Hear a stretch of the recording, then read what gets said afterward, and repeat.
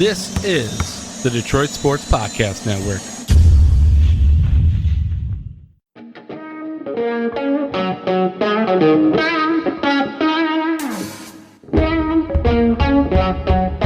The biggest icon in podcasting.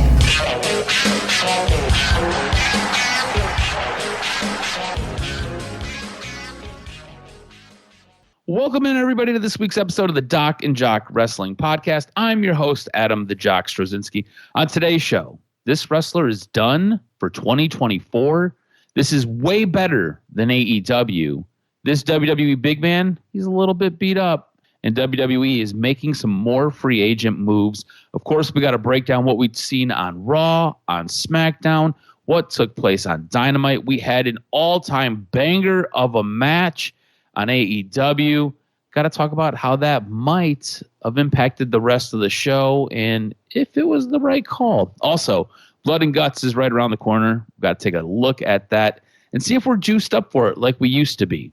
We're going to get into all of that, helping me break it all down, help me sort it all out. He's the one. He's the only. He is the Doc, John Macaroon. What's up, cuz? Yeah, a huge week of wrestling. Any week that has Joe Hendry showing up on NXT is a good week. You got Slammiversary on Saturday, I believe. That's going to be in front of a packed crowd. A lot of surprises guaranteed. It's a nice time for wrestling. I don't know if you just saw, I was scrolling before we started. Jinder Mahal showed up at GCW in a mask. So he unveiled his mask at GCW. Lots of good stuff happening in wrestling. A lot of things that people are talking about, debating, and you look at it too, and this is all in lieu of AEW trying to negotiate a TV deal, so they got to put their best foot forward as they try to get to the summer with some momentum. So I thought this week was pretty special. I liked all the shows. A lot of the shows had some intrigue, a lot of things to break down. Yeah, most definitely. A ton of stuff to break down, a ton of stuff to get into, and you're right. We got Slammiversary around the corner.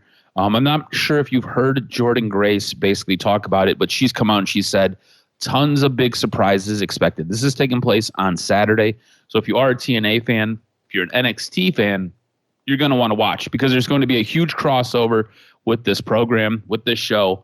But TNA doing a lot of great things. I think WWE specifically had a really, really good week. We had Rhea Ripley's official return. Jey Uso seems to want some of those ends. I thought this was really funny. Way to play up what was taking place between these two before Rhea Ripley got hurt. We now have set for SummerSlam, which is coming up in a couple of weeks. We've got a match against Liv Morgan. I want to get how you would book this because we've got a couple of weeks here before the actual match, and then we've got the match, and then we got what could take place after. I want to get your sense of how you would kind of set this up, building up to this match, and then who would go over in the match, and then what do you do after it? Yeah, no doubt. I thought the whole thing with Jey Uso was intriguing, right? When you see kind of what you can do. I thought it was so funny. Yes, and we're talking about Rhea Ripley and what's going on with Judgment Day with Drew as well, and Damien. Yes. So I look at it. All of it is in there. Yeah, it's quite a bit. You look at Gunther and Damien Priest. We're going to talk about the promo. We're talking about Drew McIntyre and the way in which he's been booked. I look at it with everything with Rhea Ripley, and I say that, okay, so now there's a scenario in which somebody else has her interest in Jey Uso. And this is a guy that now is going to firmly try to wedge his way into a situation. Probably it plays off into maybe a match with Dominic, a situation in which you fight for Rhea Ripley as he gets pissed off. Because now, the last couple of weeks, he's been on the tail end of some shit from Rhea Ripley. She's not happy. And I think that's a good way, to involve Liv as well. I think everybody loves the fact that Rhea's going to destroy Liv Morgan and get her title back. That's pretty simple.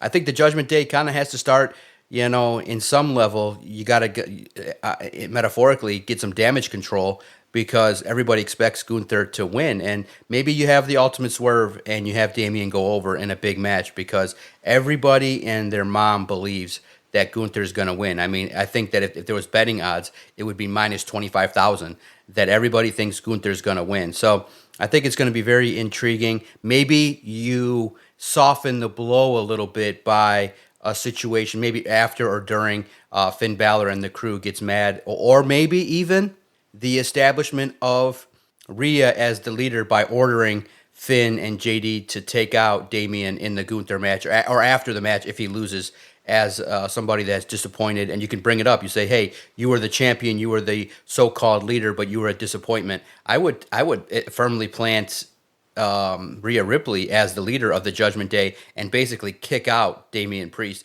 because that way he can then kind of go about his business and chase Gunther or chase whoever is the champion. Or if he stays the champion, then he's got some guys within his own group to fight next. I like how you've done this, because I'm going to go in a completely opposite direction. The way I would do this is, you kind of seen at the end of Monday Night Raw where Rhea turned to Dominic Mysterio and she was like, I don't belong to anybody, but you belong to me. I would play this up where Rhea really leans into this and kind of keeps Dom stuck in the middle between a rock and a hard place. And that rock is Rhea Ripley, and that hard place is Liv Morgan. And he's getting pulled in all sorts of directions. And then we're going to get into the SummerSlam match. And when we get into SummerSlam, I'm going to have this be a fairly even match. And I think this match will get decided when Dominic turns on Rhea Ripley and sides with Liv Morgan, because he gets tired of kind of being brainwashed by Rhea Ripley and kind of being used by Rhea Ripley. Jey Uso's on the outside of all of this, just kind of mixing in, and Rhea and Jey kind of have this nice back and forth. You can kind of see Rhea softening with Jey as we're kind of building to this. But Dom gets tired of all this, and he ends up siding with Liv Morgan.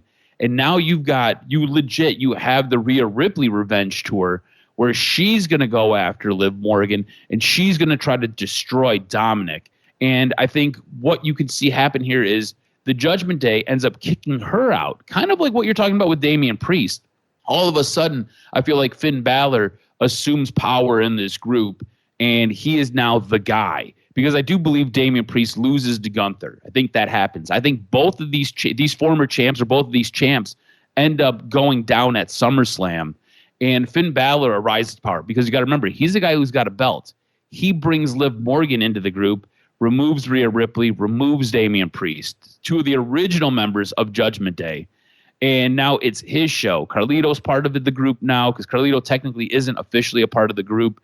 And you just kind of roll on that way. And now you've got Rhea Ripley, who is just so upset because a group that she was originally a part of, Liv Morgan's replaced her. Liv Morgan has her title. Liv Morgan has taken Dominic from her and forced Dominic to turn on her. So I think that would be a little bit more of a compelling story, her giving that chase, because everything has just been shaken up and mixed up in her world.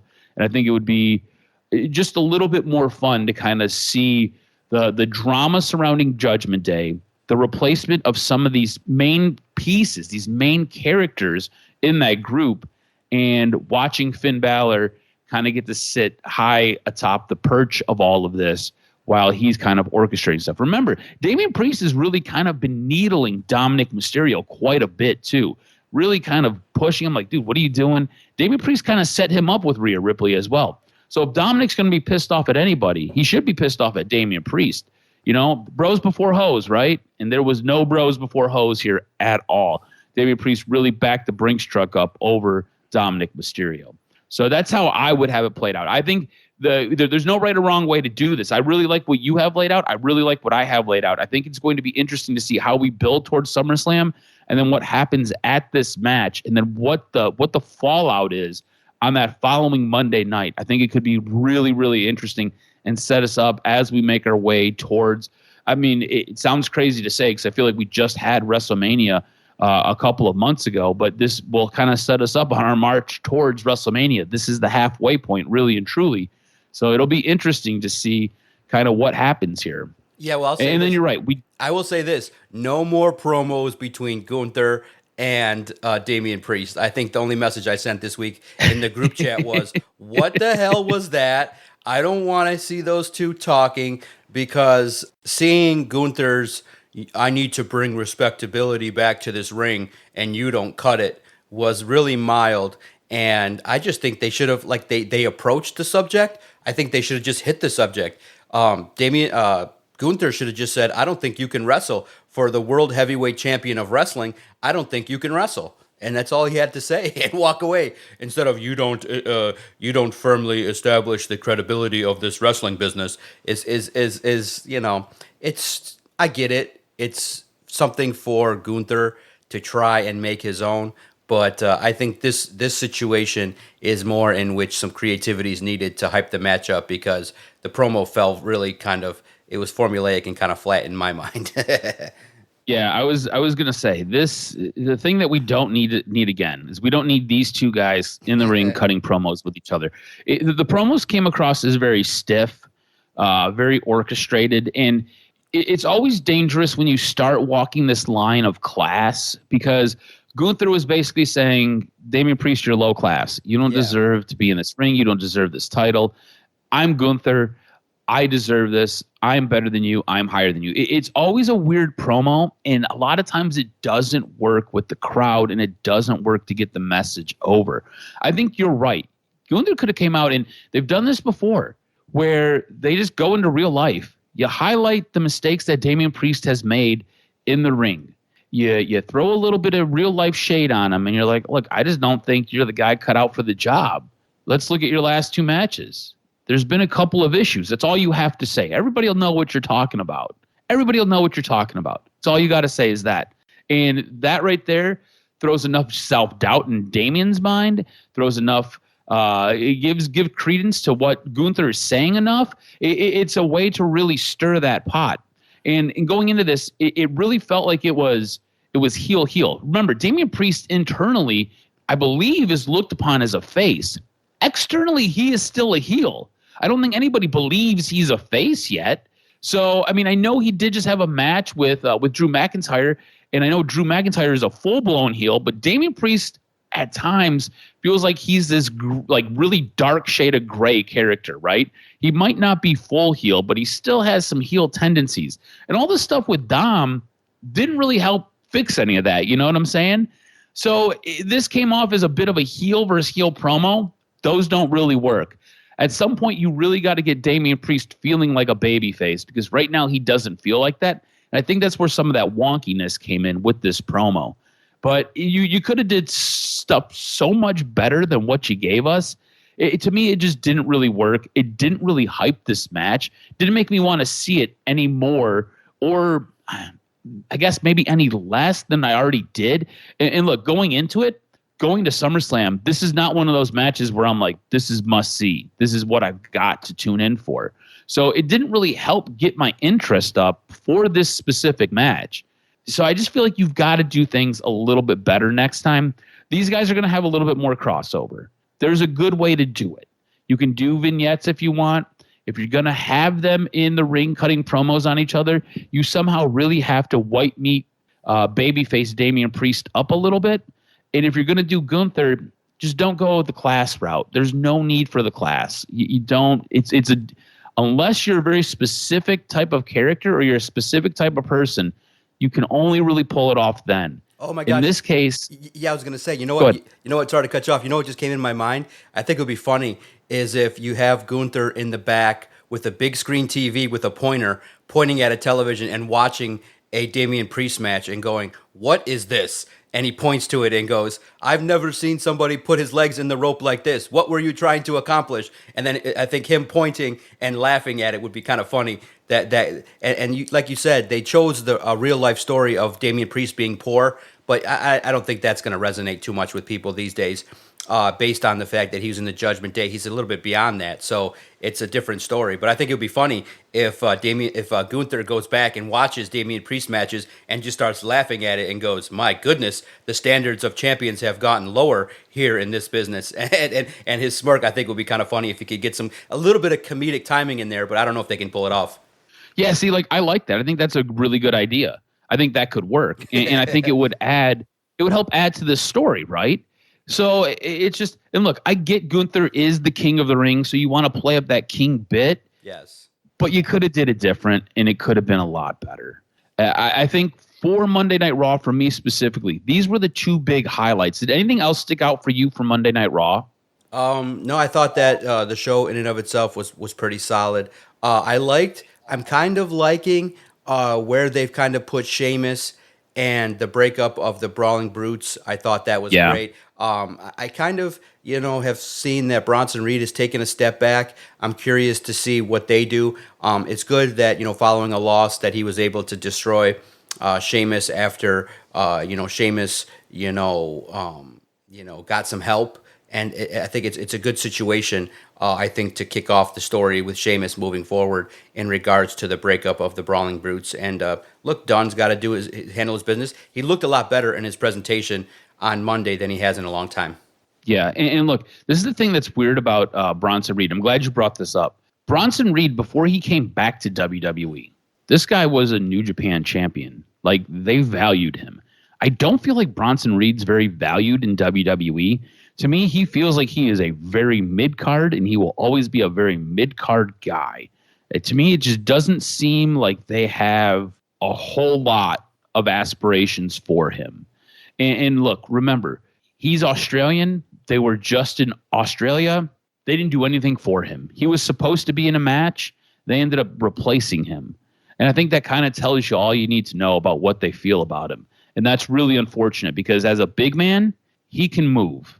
The guy can cut a pretty decent promo. I'm not saying it's great, but it's pretty decent. He's an intimidating look.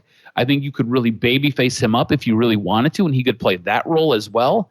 To me, it just kind of feels like he is stuck in the middle and doesn't have a whole lot going on for him right now. Yeah, and then the other thing, too, is the Wide Six. You see Bo Dallas. I thought that it's just continuing the flow of a story that's great. I think that every time you see it, it's unique. Like I said, for me, it's not my personal taste, but the only thing you could say about it is it's captivating the audience. It's intriguing, and you definitely want to see week to week what's going on. It was nice to see Bo Dallas in the ring with the crew, and you're starting to see some strong character development, and it's going to be crazy to see how this plays out moving forward in the coming months. Yeah, you're absolutely right. The Bo Dallas thing was pretty interesting. Him getting beat down and just kind of laughing through the whole thing, I thought really added another layer to his character. Again, you don't have to have promos. You don't have to have a guy say anything. You don't have to have a guy actually wrestle to add a little bit to what's going on. And in this case, I think they did all of that just by getting him beat down in the middle of the ring and laughing like a hyena. Thought it was fantastic. And what's so crazy, he's only 32, 33 years old. So he's had so much history already in the business, and yet it still feels like he's brand new. And the Bo Dallas character, man, emerged early in his career, and you just see that, hey, even if a guy takes 3-4 years off and is away, you still see somebody that's young and can be primed for a great career. And it's unfortunate the circumstances in which this storyline is going to go through, but at the same token, you use it to the best of your ability, and oh my God, it's got to be so much joy for the creative team to try to figure out what the hell to put on with these guys as they tell the story. Yeah, most definitely. Now, transitioning over to Friday Night SmackDown, I thought SmackDown was just kind of a show. To me, it kind of felt like a filler show as we're building towards SummerSlam.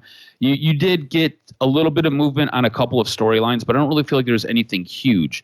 Watching the show all the way to the very, very end, the one thing I came away with, and I think this helps lend credence to what's going on with the bloodline. I think it helps put Cody Rhodes in a bit of a more dangerous zone. It's dangerous to be a friend or a partner with Cody Rhodes right now. You've seen what happened back-to-back weeks. Randy Orton completely decimated and annihilated, and everybody they held Cody Rhodes up in the ring ropes and made him watch. Kevin Owens decides to side with him for a tag team match against A-Town Down Under, and the Bloodline comes out, and they completely annihilate Kevin Owens, just beat the crap out of Kevin Owens, and then they beat the crap out of Cody Rhodes, and they leave them broken. I think at this moment in time, they are really trying to build a bit of a moat around Cody Rhodes, and you can't get in. If you're going to be friends with Cody Rhodes, it's going to be a very dangerous place for you, and you need to really reconsider what you're doing. I think it really helps alienate Cody Rhodes, and it really keeps him single and solo while he takes on Solo's bloodline, and I kind of like that approach. That was my big thing I took away from SmackDown this week. I'm wondering if you got the same sense that it is dangerous to be friends or a partner with Cody Rhodes, and if there was anything else that you grabbed out of SmackDown this week. Absolutely, you said it, and that's kind of a great way to set it up for SummerSlam and for future ties. Is that, hey, Cody Rhodes, you're the guy that has to pay for basically sending Roman Reigns out. You have to pay for taking the title. And I think that revenge and the idea that, hey, we're the leaders now in WWE, not you. So basically, in the end, for those that just, don't follow it the way we do, it's the idea of the classic heel versus babyface. And the heels do heel type things to try and take down the babyface. And it really is the old school Ric Flair, Dusty Rhodes kind of thing where, hey, you got the hero and you got the guys that are the anti-heroes. And they're trying to do anything to say, hey, if you have friends and allies, we're going to do everything possible to take away everything that you're worth. And to me, I just thought, okay, this is great. I love what the Bloodline's doing. I can, I'm different than Kenny. I like Solo as the leader. I like the way in which it's being told as, hey, I'm stepping in and I'm going to take this to a different level from everything that I've saw. And I think it's great. Yep. I think there's great opportunities to introduce a whole new class of wrestlers in the Bloodline that really, in the end, when Paul Heyman said we're only in the third inning, he was true. He might have even been a situation in which he could have said, we're only in the first inning of this. We're telling great stories over 2 years. Just wait what's to come. And it's going to be a story that could be told over a decade with the way in which the story could be told, the Civil Wars, the back and forth, the way in which now you can add a whole new generation of wrestlers that can do a bunch of different things. My God. The other note I took away from SmackDown that I thought was cool was I thought the Logan Paul LA Knight promo was sick. I thought it was great. I loved Logan Paul saying, hey, I'm more than just a wrestler. I'm bigger, and you're just a Jim Bro tan with a saying trying to act like The Rock. I thought he was smooth in his cutting delivery. I think him calling LA Knight Sean had a little bit of a stinging moment. And calling him his real name. Yeah, I thought it was great. I thought, okay, you know what? I'm interested. I think this is a great opportunity for LA Knight to win this and have a moment at SummerSlam. And I was like, oh my God, Logan Paul is going to help make somebody bigger. And I think this is great. This is what Logan Paul is all about in terms of his development, his ring posture. And to be honest, I like Nick Aldis being there. I think he has a presence of a great authority figure. I love the fact that LA Knight now is trying to prove himself again. And I know it's played out where everybody just says that, hey, he's a nobody with a gimmick. But at the same token, now you got to kind of finally pay it off. You got to let LA Knight win a title and start his ascension up the opportunities that he has, because nobody believes that he's a world title contender, but that U.S. title is a solid title that he can run with and do some good things with over the course of a year and have some great matches and great feuds and get himself to the next level. So LA Knight, it's time, and I just can't wait to see how that match goes, because LA Knight's good, but he's not the strongest wrestler. But at the same token, I think with Logan Paul bumping around, at least I'm more intrigued by what this match could look like, where Logan Paul probably is going to take the lion's share of the risks, and hopefully you have an opportunity where LA Knight wins it. That's what has to happen. Yeah, it'll. I think at this moment in time, you could kind of see the writing on the wall. It's going to be LA Knight's time. To me, it seems like this is just kind of the formality. At some point, you got to take this belt off of Logan Paul. I think he's done just fine as a champion. I think we talk about him all the time. We both think he's an incredible wrestler. He's like a prodigy. The way he's picked it up so quick, and he's just so athletic. And every match he has is incredibly good. But I think you need to put the belt on a guy like LA Knight. This is a guy who's put in the time. This is a guy who got himself over. You need to reward that. You need to reward guys who can recognize and can do things and get themselves into a spot where the fans accept them. And I think you do that by putting this belt on this guy. And I think it'll be a really nice moment for him at SummerSlam. And I think he wins it. I also think that kind of continue some of that Vince tradition. Remember, Logan Paul, I believe he's from Ohio. I don't know if it's Cleveland specifically, but you go to your hometown and you lose. So why not? Transitioning into AEW here, I think we had one of the greatest matches of all time. Like this was definitely the best match on AEW television that we've ever had. It was MJF taking on Will Osprey. This was for the International Championship. This match was almost an hour long. It was 59 minutes, 58 seconds. They put an hour time limit on it, and you got down to the final 2 seconds. We talked about this last week, and we both had a little bit of a debate on whether this was the right call for free TV. And I go back to it now after watching it. Was this the right call to give this away on free television? And on top of that, we now have a new international champion with MJF beating Will Osprey. Like I said, with 2 seconds left. Was this the right call to give it away on free television? And was it the right call to switch that belt and put it onto MJF?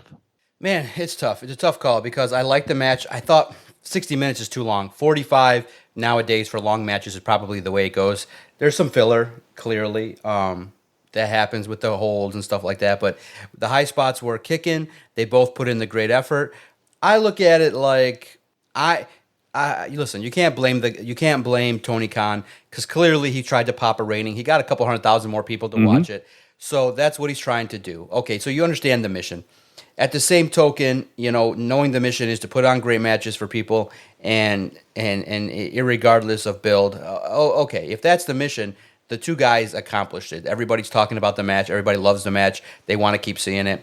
But to me, wrestling should kind of be about builds, should be about getting it to the point to find that beautiful. I think that's the joy of the business, is to find that right balance to strike where you tease a match that people want to see, you build the story, you build the fervor, you build the anticipation. I can't wait to see it. God darn it, put this match on. I can't wait for this to happen. And then you have the day you announce it. Hey, we're going to have this at Wembley, 80,000 people, the biggest crowd, the biggest event. I think that having a match in front of 5,000 people is fine, but at the same token, I think that's a mega match. MJF and Will Osprey are the two biggest stars in the company. My daughter sat and watched it, and she's not a big AEW person. She's more aligned with WWE, and she was like, wow, Will can fly around. Will looks smooth in the ring, and she can see it right away. The guy can move. The guy can fly. The guy can jump and do anything in the ring, and he can land on his feet. He's acrobatic. He's strong. He's a good storyteller. MJF is the same. He's in the best physical shape of his life. You basically, to use a term that we all know, you can't put on a WrestleMania main event match on free TV. You just can't do it. You cost yourself millions. You cost yourself build. You cost yourself so much in regards to promos and intrigue and build and content. You open the Christmas present, it's like nobody, when they say Christmas in July, you're not supposed to open presents in July. You're supposed to start asking. It'd be like going, cuz I really want you to get me a world title belt, and I tell it to you in July, and then 2 weeks later you just give it to me. I'd be like, wait a minute. You're supposed to say, no, I can't afford it cuz it's a tough time. You got 10 of them already. You don't need any more. And if you just showed up with it the next day, it would be like, really? It's not as fun as if you were to say, hey, wait a minute. I ordered it from China. Got you a great deal. Oh, it didn't come in. Darn it! Something happened with the outage, and now it's been diverted. Now it's in Texas. Wait a minute! It's supposed to come to Michigan. Now it's in Florida. Wait a minute! Now it went back to California. What the hell's going on with this package? And then you just keep dragging it on until Christmas comes, and then you're like, oh fuck it, I forgot about the belt already. And then the belt shows up. You'd appreciate it so much more. And I just think in business terms, I just think that they're taking, and I don't want to, like I said, Tony Khan's a genius. He started a company. It's thriving. He's got a talent roster. But I think he's being lazy. I think that he's just like, I like this match. I want people to see it, so let's do it. And it has kind of the tone of what kind of rich people are kind of like. It's like, I want this. I can buy it. I want to go get it. Whereas most people, I think, you're not relating to the crowd. The crowd kind of likes a little bit of anticipation. When you keep doing that, where you just go, here's a match, here's a match, here's a match, here's a match, it's like, okay, there's no special. It's like, I could do that. I could be like, you know what, cuz tomorrow I want to see Will Osprey versus Okada. Let's do it. I want to see Mariah May in a mud match. Let's do that. I want to see MJF win the world title against Sir Strickland. Let's just do that. And it's kind of like, if you put off the perception that any Joe Schmo can just put together matches, that's not special. That's not creative. That's not doing the extra to get the work done. And I just think that's where Tony Khan's at. And I just think that his, growing up rich and having a buku bucks is hurting the vision of a company that can be better. Yeah, I agree with you 100%. Look, I don't think, while I get why they switched the belt, and I'll get into that in a few moments, I don't believe this match should have went on free television. I get why he did it. Again, he's trying to pop a rating. He's trying to get some numbers. He's in the middle of a television rights negotiation. So he is in the process of trying to handle all of that. He's still negotiating with Warner Brothers Discovery. Their exclusive time is coming to an end. He's trying to figure out where this television show is going to land, where he's going to get the majority of his money. So I get why he's doing it. That being said, I think it's more interesting for the storyline to be built. I think it's more interesting to have that long-term build and then you get that payoff. I think it makes things more, I think you grab more viewers doing that. Remember, he's coming in off of Big Bang Theory, which is a fantastic show, and it gives him a really good lead in. He gets a ton of people from that show to start his program. He's trying to retain that viewer. I think what you can do is you can have these guys start off with either a hot promo, let it get physical. You don't need to necessarily have a championship match right out the gates. You can have these guys build, and what happens is you now get that return customer, that return viewer, because they're like, oh, what's going on with MJF and what's going on with Will Osprey? You remember when we were kids, going back to WCW, you turned in every week and you stayed till the very end to see when Sting was going to come out to take on the NWO. And if Sting didn't come out, you were a little bit upset. But guess what? You hung out until 10:05, 11:05, whenever Monday Nitro ended. You hung out to the very end to see Sting come down from the rafters. You did. So booking this match first and then booking it without a build, to me, makes you scratch your head and makes you say, what the hell are we doing?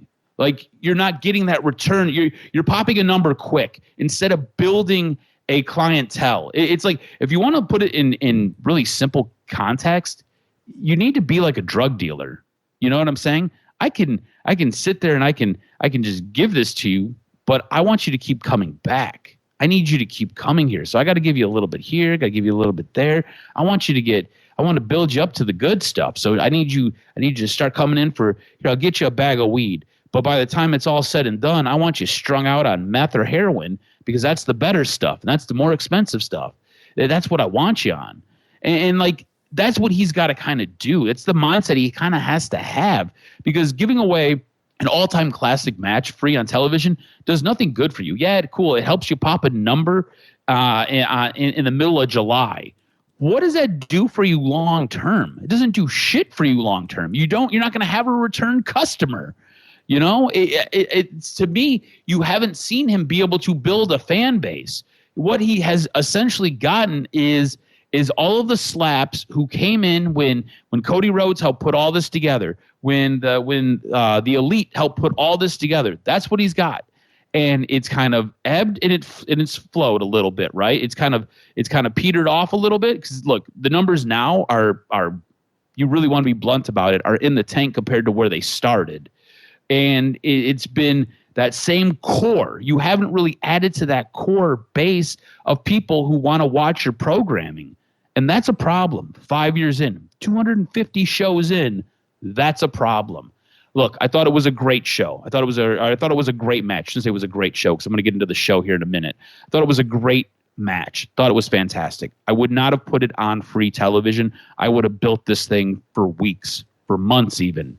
I think it was a decent call to have a new champ, because you're telling a story specifically with Will Osprey, not so much with MJF, but with Will Osprey. Will Osprey has come up short in his two biggest matches, one against Swerve and now one against MJF, and he's lost everything in both of these matches.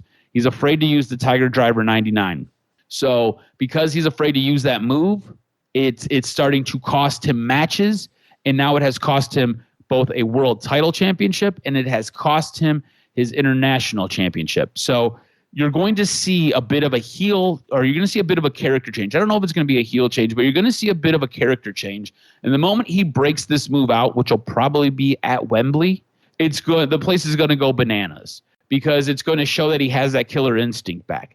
I get what you're doing with Will Osprey. It's a very little storyline that he's got going on specifically. I understand it. I think it was a fine call to switch the belt. I think it was a bad call to give it away on free television. And I think it was an even worse call. And I want to get your sense on this. I think it was an even worse call to book this, to go on first. Look, I already explained to you why he did it, and I already explained to you the thought process behind doing it. I think it's a bad call because it completely devalues your main event. When you put on a match of this caliber, people are tuning out after this. The rest of this show, to be completely honest with you, sucked after this first hour and 5 hour and 10 minutes. The rest of the show was, you could have just shut it off. And I'll be honest with you, I thought about just turning it off because it was never going to get any better than what you just had, what you just sat there and watched for the last 70 minutes. It wasn't going to get any better than that. And when you get to your main event and you have this weird main event, and look, every week I'm getting sick and tired of hearing Tony Schiavone be like, and we've got it overrun. We're going to stay with it until the end. Tony, we have an overrun every week. It's not special anymore. Right. It's not, you know what I'm saying? Like, and look, Tony Schiavone, I remember Tony Schiavone when we used to watch WCW. I thought he was really good, actually. I'll be honest with you. I thought he was really good. Tony Schiavone in this incarnation of AEW, I can't stand. I find him to be the most annoying guy on commentary. Give me Nigel McGuinness. Give me Taz. Give me Excalibur. Give me Chris Jericho when Jericho's doing whatever character Jericho's doing. I don't give a shit. I just don't need to hear Tony Schiavone anymore. I find him to be old hat. I find his shtick to be awful. I'm not amused by Tony Schiavone. Put him in the back. Let him be a dude who works with everybody in the back. But I don't need him telling me every week we've got an overrun. We know, Tony, every week's an overrun. You're trying to pop a rating. You're trying to get numbers. You're trying to sell this to TNT and TBS. And here's the thing with the overrun, too. The overrun is there because they're trying to grab viewers on the back end who are tuning in to Modern Family. So there's a reason that they're doing these things and booking these things the way that they're booking them, because they're trying to grab these numbers so they can then turn around at Warner Brothers Discovery and be like, hey, we need more money.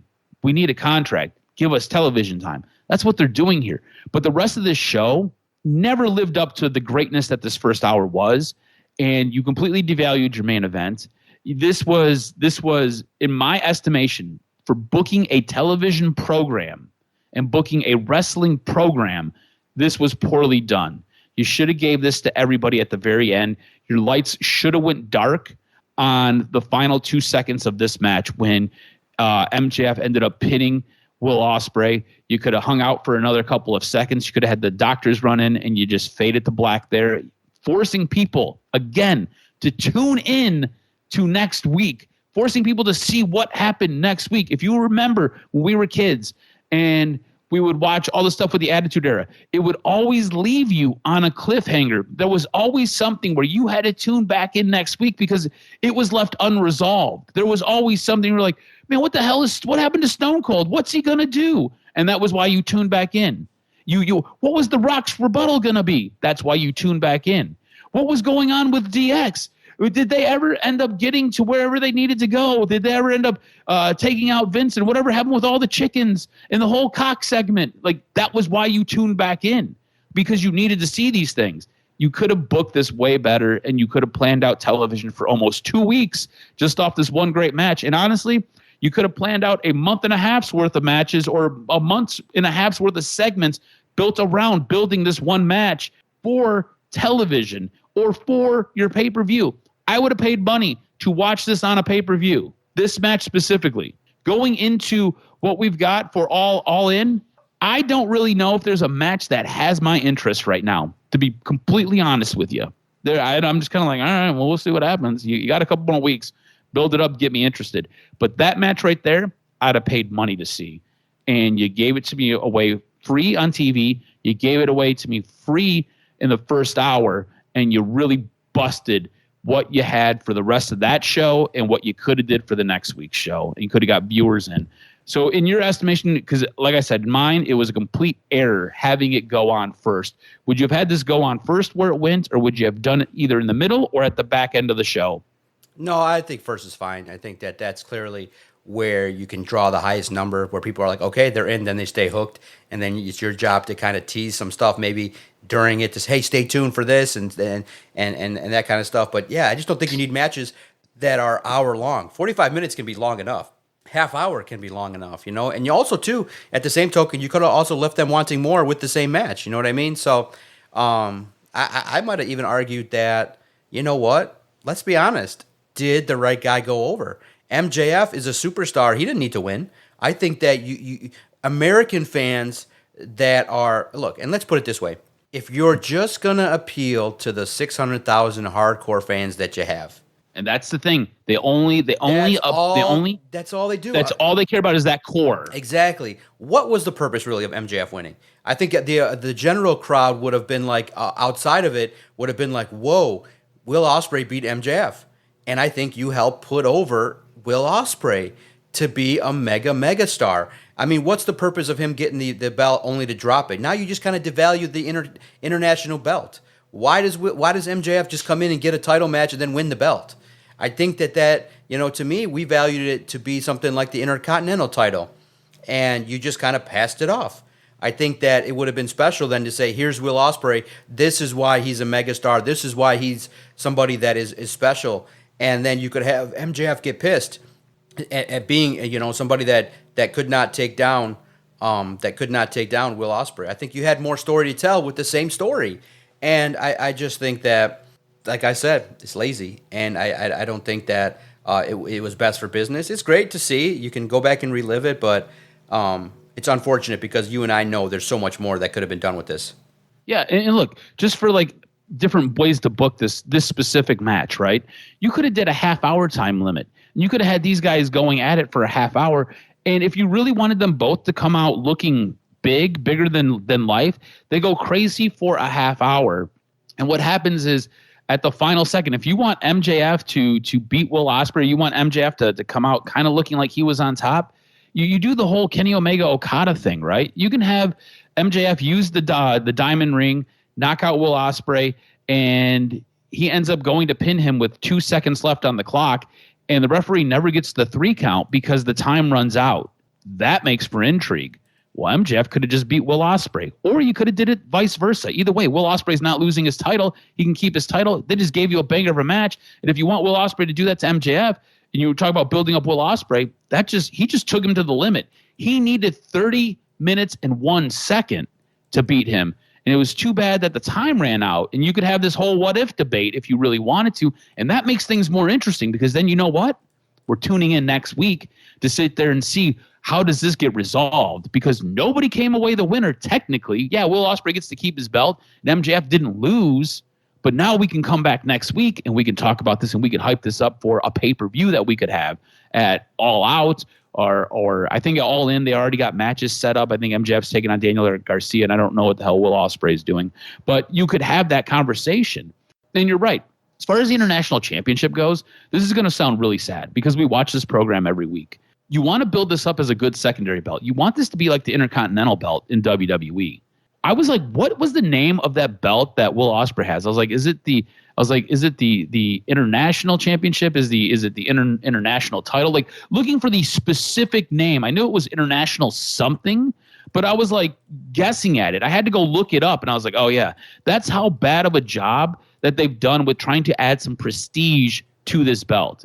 To me, the belts that they have, if it's not the AEW Championship and if it's not the AEW Women's Championship, to me, they just don't feel like they have a whole lot of prestige. They just kind of feel like they're props for the wrestlers to move around with. Specifically, the TBS Championship really feels like that. The TNT Championship, not as much. And again, that was supposed to be that mid-tier belt. That was supposed to be like that every day it's defended belt, like your television title. And it was supposed to be that one that was supposed to help elevate you. When was the last time we seen that thing on TV? You know what I'm saying? Like, I get it. Jack Perry's like in a story and he's the guy who's got the belt. And to be honest with you, I just had to recall that quickly off the top of my head. That's how bad of a job they've done with that. It's just, to me, it's just a ton of booking errors all the time. You have such a good product that you could put on, but it's one misstep after another and you just step in a bucket of poop all the time.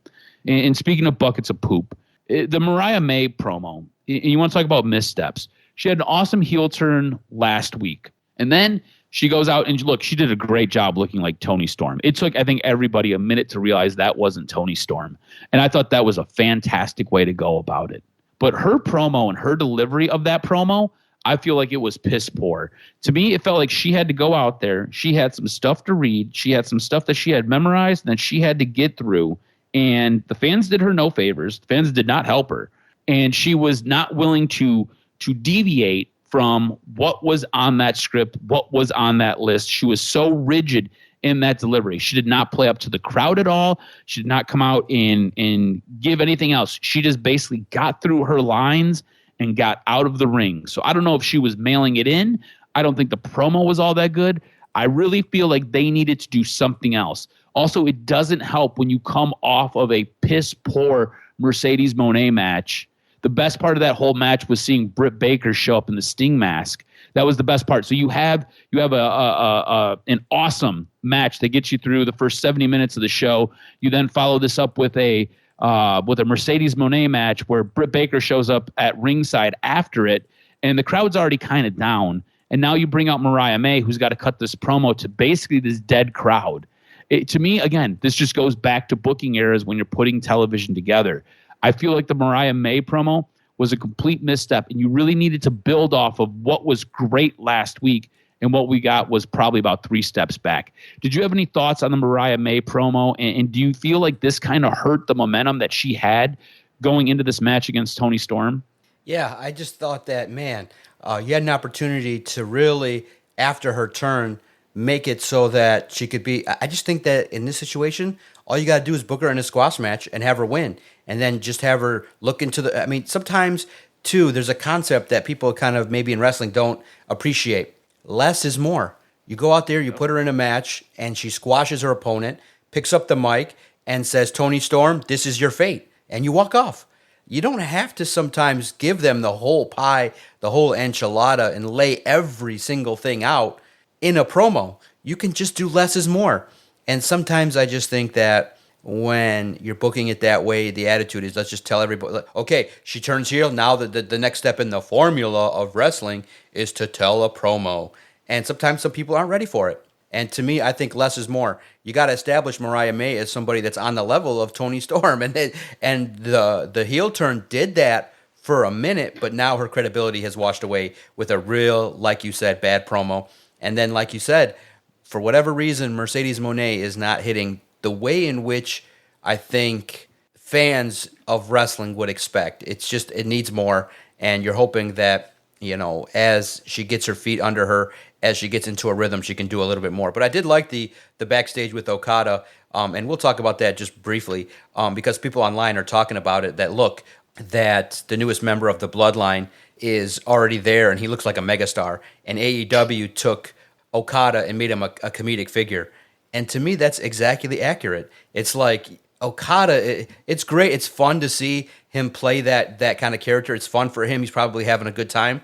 But, I mean, you're devaluing a guy that's arguably the top 2 wrestler in the world, and you're paying him millions. So I guess for Okada, you're like, fuck it, I got the cash. I can fuck around. But I think if you're an owner of a wrestling company, you're like, why is this guy clowning around with a gal backstage? He should be up there walking in the ring with Osprey and knocking the shit out of him when he loses, and to say, ha ha, welcome to the big dance, and walk off, like setting the stage for maybe a future feud. So it's just stuff that's not being done right on a lot of levels. Yeah, and look, I think that sums it up perfectly with Okada. This is a guy who, 3 years ago, he was the best wrestler in the world, and now you've got him in there doing all these weird broken English bits and being a comedic heel character. There really is no need for it. It's just like, this guy is a stud. Put him out there, and if you need to, if he feels more comfortable, let him speak Japanese. Who the hell cares? Put subtitles up. Get him a translator. Who cares? Nobody cares, right? And look, I think his English is actually pretty good. I think he does a good enough job getting through stuff. It's one of those things where this guy is a actual serious wrestler, and he takes the business very seriously. And you've got him in this sidekick comedic role to the Young Bucks. To me, it just doesn't do him any justice, doesn't serve a huge overarching purpose. I mean, yeah, he's in the group, cool, but that's about it. And that kind of leads to this blood and guts match, right? Where you're going to have the Elite with Hangman Page taking on Swerve Strickland, The Acclaim, Mark Briscoe, and now Darby Allin. And to me, the way we got here, I'm just kind of like, all right, I guess. Like, the big thing is, will Hangman and Swerve meet up. That's been the big thing. And I kind of feel like you could just put those two guys in a steel cage match and let them go, and we'll pay money for that. The rest of this to me is just kind of whatever. You've tried to make the Acclaim feel important by getting 2 wins over the Young Bucks. At some point, they just need to have a match, and whoever wins. Jack Perry, I kind of like the character, but I need a little bit more. We've already talked about Okada. I don't understand how Mark Briscoe gets into this. And Darby Allin, Jack Perry, you've got a history, but is it recent? To me, this whole Blood and Guts match, where in the past, we've been incredibly excited for Blood and Guts matches. We've seen one live here in Detroit, and we thought it was great. It was the one where Santana ended up blowing out his knee. We thought it was absolutely fantastic, the match. I am not geared up for this match at all. Like, I don't necessarily care. And I just kind of feel like it's been the way it's been built. And now we're here, and I don't care. It's going to take place next week, and I'm just like, all right, whatever. This will be our main event. They'll give it an hour. It's easy booking, I guess, for Tony Khan. We'll throw 2 rings next to each other. We'll slap a steel cage around, and we'll let these 10 guys duke it out for an hour. It'll be fine. Everything will be great. People will bleed. It'll be a thing. And that's just kind of what I feel like it's going to be. Again, the highlight for me will be when Hangman and Swerve touch up, but I would have saved that for a pay-per-view. You know what I'm saying? I would have saved that build to get me through a couple episodes of Dynamite and maybe even Collision and maybe even Rampage, and then slap that on one of my bigger pay-per-views. Are you excited for Blood and Guts? It's always crazy. I just hope, really, to me, my only note was, let's just hope all these stars that are in it stay healthy, because this match has the tendency to be very violent. We were there when I think Santana or Ortiz, basically was down. Santana. Yeah, Santana was down for the whole match and, was gone for a lengthy period of time, basically ended his run in AEW. So you just hope that you understand that all these guys are investments, and let's just make sure that hopefully they all get the chance to perform in some big shows, because you still got a lot of big shows coming up this summer.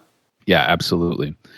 Was there anything else from Dynamite that really caught your eye, or that you thought was interesting? Nope. Oh, the rest is good. I think that for 250, okay, they're getting closer to getting to the run of Nitro. So hopefully the next 250 can start the process of getting AEW back to where they need to be. Yeah. The hope would be that you could find that magic that you had in those early days when it really was must-see television. It was great. It had a bit of a swagger. It had like an aura about it. You felt like you were a cool kid because you watched it, because you knew about it. And I feel like maybe some of that hubris has kind of bit AEW in the butt. So it is what it is. This week for my show of the week, I want to give the point to Monday Night Raw. I thought Monday Night Raw was really, really good. Absolutely. Show of the week, Monday Night Raw.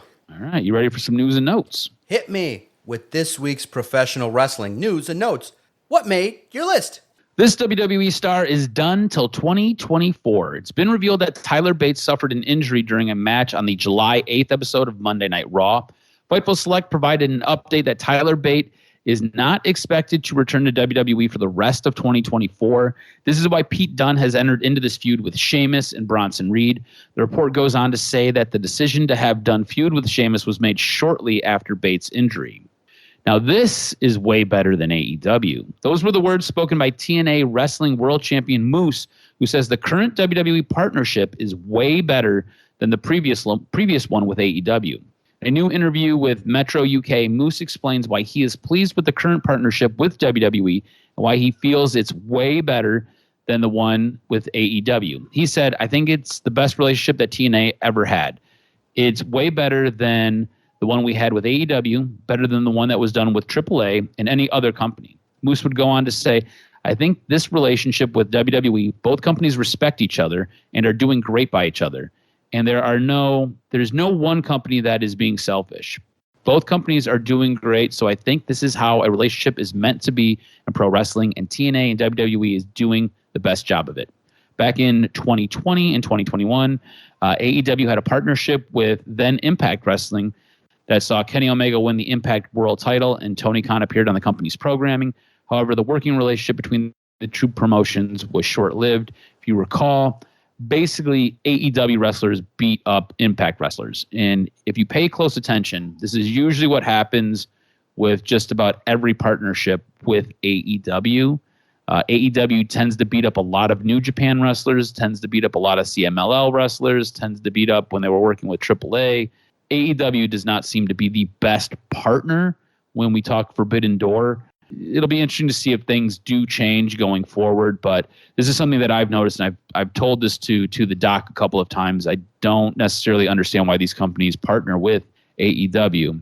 Now, this WWE big man is a little bit beat up and is seeing a doctor. In a recent appearance on WWE Daiwochi, Braun Strowman opened up about his current condition after being defeated by World Heavyweight Champion Damien Priest. During the match with Priest, Strowman ran into a barricade that didn't give way, resulting in him tumbling over it and clutching his knee.